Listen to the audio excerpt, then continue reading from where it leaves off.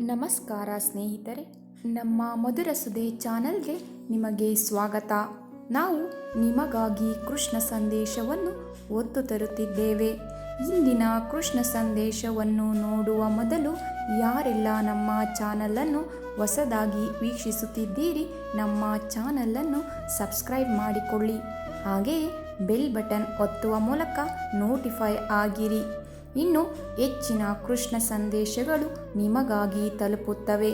ಇಂದಿನ ಕೃಷ್ಣ ಸಂದೇಶ: ನಿನ್ನ ಕಷ್ಟದಲ್ಲಿ ಯಾರು ನಿನ್ನ ಕೈ ಬಿಟ್ಟು ಹೋಗಿದ್ದಾರೆ ಅವರೇ ನಿನ್ನ ಶತ್ರುಗಳು.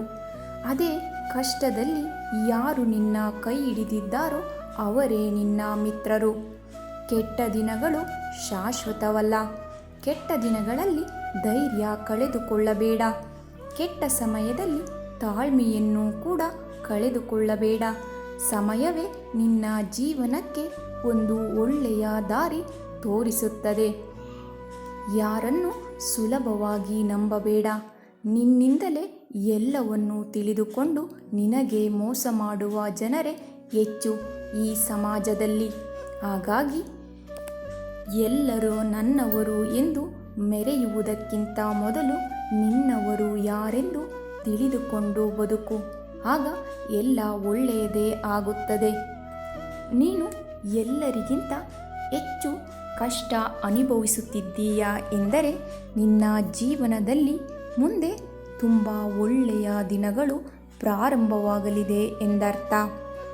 ಪದೇ ಪದೇ ಕೆಟ್ಟದ್ದೇ ಆಗುತ್ತಿದೆ, ಶತ್ರುಗಳು ತುಳಿದು ಬೆಳೆಯುತ್ತಿದ್ದಾರೆ ಎಂದು ಅಳಬೇಡ.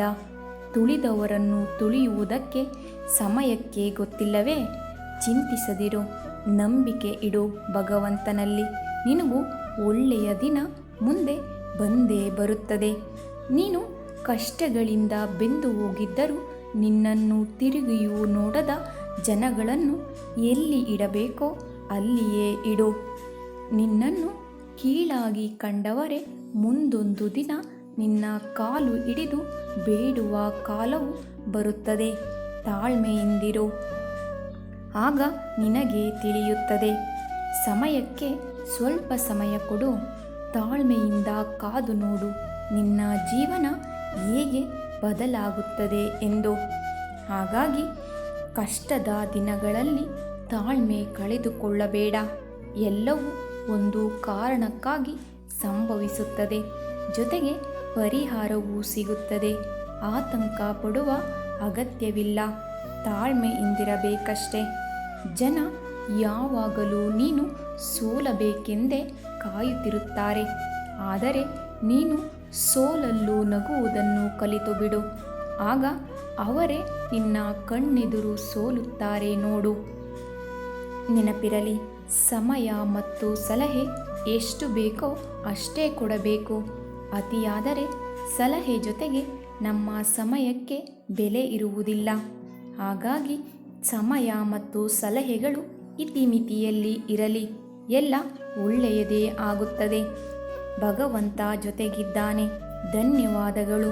ನಮ್ಮ ಪ್ರಯತ್ನ ನಿಮಗೆ ಇಷ್ಟವಾಗಿದ್ದಲ್ಲಿ ನಮ್ಮ ವಿಡಿಯೋಗೆ ಒಂದು ಲೈಕ್ ನೀಡಿ.